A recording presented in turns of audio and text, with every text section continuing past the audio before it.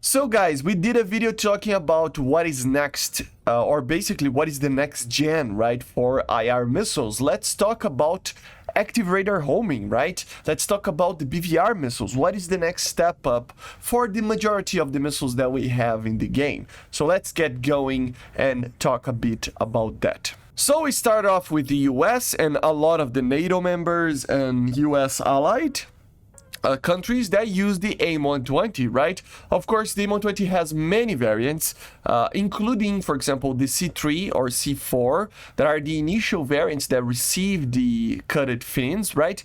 But honestly, I firmly believe that the next missile that US and its allies will get is the AIM-120C-5, okay? This would be the one that has the clipped wings, and it has an upgraded larger rocket engine and a more compact control section to help it out with more modern electronics, right?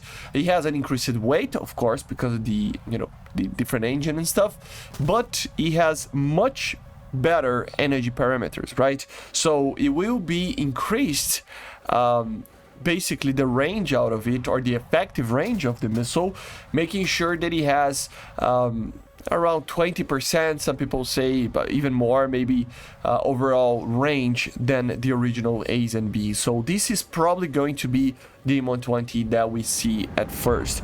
Everything else is pretty much the same. Remember, it has a little bit less drag, of course, and some sources claim that it should be able to turn 40 Gs, right? But in a general sense, it will be very similar to the B's and A's that we have, just more energy. For the in-game sake, that is basically it. Of course, we can have even better versions out of it, and some of the missiles that we're going to talk about later will be comparable to later versions of the AIM-120, like the C5, or the C7, sorry, or even the D model. But to be honest, first we need the C5.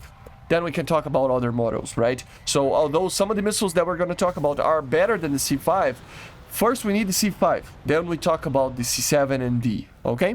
For the Russians, we have kind of a funny problem. Not really a problem, but yeah, the R-77-1 that we have is the main missile that Russia will have for a very long time, in my opinion. But we do have two missiles that eventually can have its place in the game. Since the R-77M is more of a missile made for the Su-57, I don't see that missile coming too soon. But then we have the R-37, for example, that if a more modern MiG-31, for example, or even very advanced like fourth generation jets like the Su-35 and stuff are added to the game, we can have. This would be basically an evolution over the R-33 used in the early MiG-31s, right? And it is like a Russian Phoenix, right? The objective here is to have the most amount of range possible, and in this case the objective was to actually be able to even destroy AWACS aircraft, so of course tanker aircraft, other vital airborne platforms, bombers, all sorts of bigger targets like that. So it's like a heavier missile. So although it can turn very well, they say it is up to the 8G target maneuvers, right? So what it means is, for example, an R-77 is a 12G target maneuver, right? So it's a missile that can hit a target that it's pulling 12 Gs at a short range. The R-37 is a 8G target maneuver, right? So it means that a target, if it's pulling more than 8 Gs, it will be able to, in its peak, performance in the terms of energy and turning capability, if a target is turning more than 8 Gs, it will not be able to, go along with the missile. So it's not the most, like the best dogfighting missile ever. Obviously, it's made to long-range shots. It weighs more than half a ton, 510 kilograms, and it has a 60-kilogram warhead. So it's a bigger missile. It's more of a missile made to destroy bigger targets, bombers, as I said, and stuff. So we can see it in the future. MiG-31s, Su-35s, and other aircraft, but in a general sense, for now, we're not gonna see it, okay? And then we have another one, which is the R-27EA. They already talked a little bit about it. It wasn't really, produced too much. The thing is very hard to find information about this missile. In a general sense, the consensus is that this missile is not in service, okay? And it is basically an R-27E that has an active radar homing seeker from something similar to an R-77. Okay, so it will have the range, the energy of the R-27, and then the you know, active radar homing close to the target. So it would be a fun missile to have.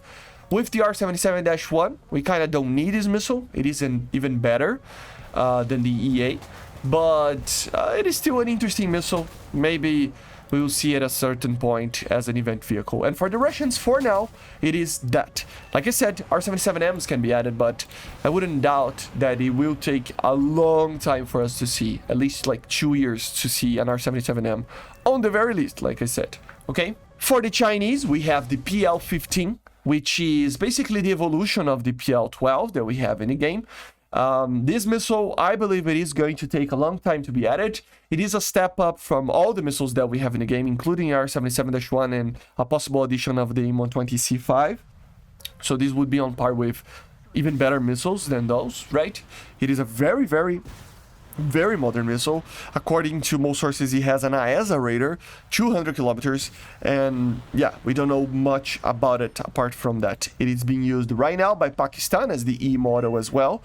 That this missile was reportedly shot down, the Rafales there.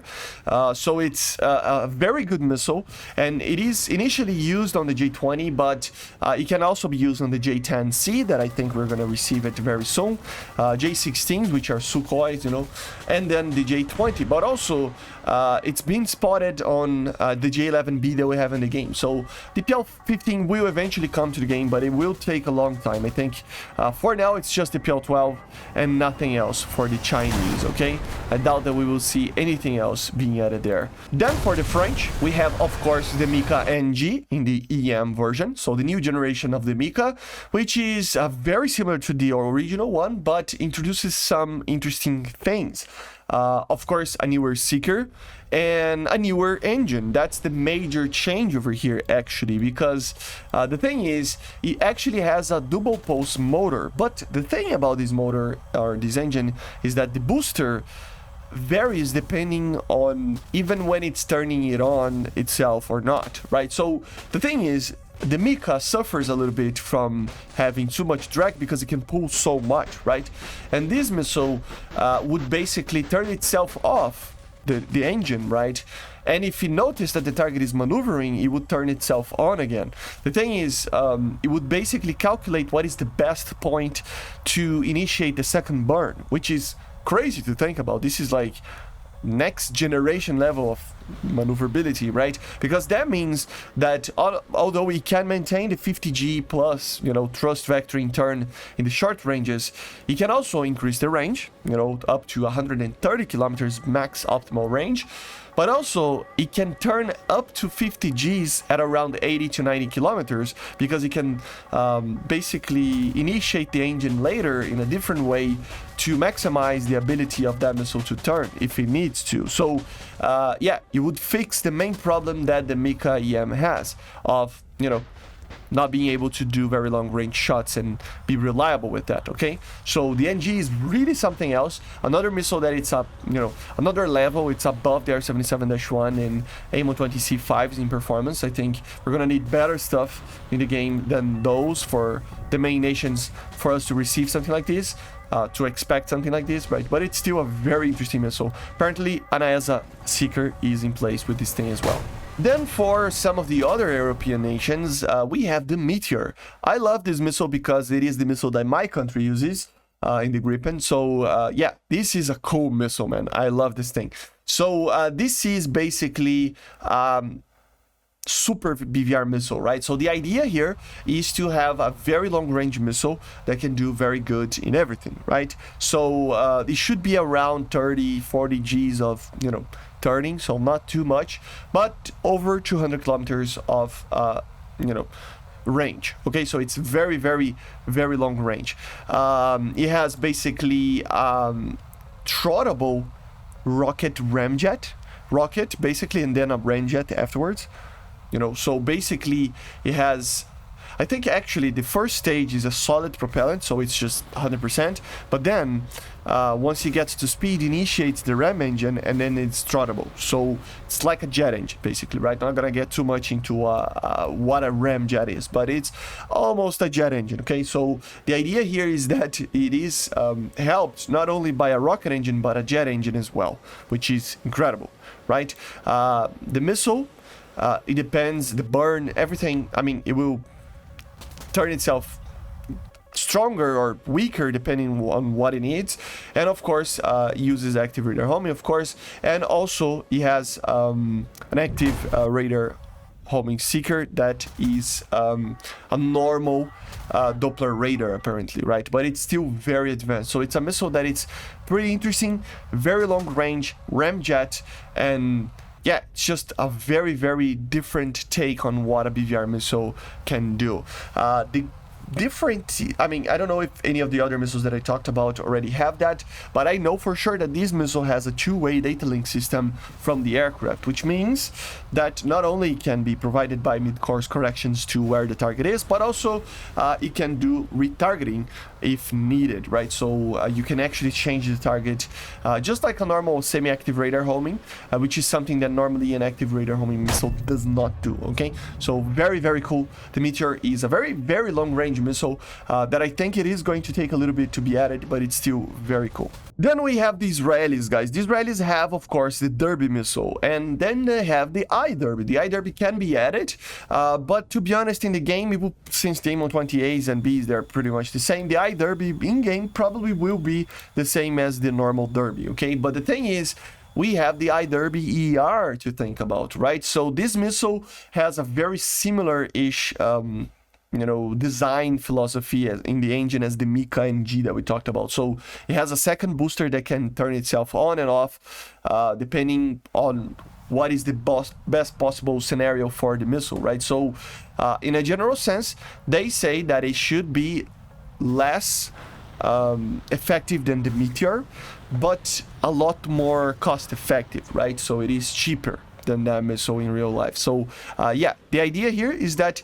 it is going to be very similar to the normal Derbys, but with a lot more range, so a lot more energy, right? That's the main idea here. And the way that it uses the energy, similarly to the MICA NG, it will be a lot more effective because of the dual pool solid fuel rocket motor, right? So they say it's around 35% more range, which is pretty significant. So we will probably see the Derby ER very soon in the game as well. And then, to be honest, the last missile that we're gonna talk about, because we can have others like the Astra and some others, but it probably is gonna take a while. The next missile and the last one is the AIM-4 in its B configuration. So the AIM-4B would probably try to fix what the AIM-4 has of its problems, right? The idea here is that people say that the normal AIM-4 is already underperforming the game, so the B model would be needed to actually help it out, right? So it would have more range, not by much, 20 kilometers or more, so 20% more or less, more range technically, and it has an ISS active radar seeker, right? So it is much better on its radar, and it has more energy. The turning capability, everything else should be around the same, but just more energy and a better seeker. That's the idea here. Okay, and basically this is it, guys. So very interesting missiles over here. Honestly, the first one, if you ask me, what is the missile that you see it being added first out of them all? For sure, I knew AIM-120, right? I think the C5 is, I don't think it's absolutely necessary right now, but I would see this thing coming very soon, because once we have the C5, then they can be jumping to having all of these next generation, real next generation of FOX-3 missiles, PL-15s, you know, the MICA NG, the Meteor missile, the Derby ER, all sorts of stuff like that, right? So that's my opinion. Let me know in the comments what is yours. I see you guys on the next one. Make sure to subscribe, leave a like, and bye.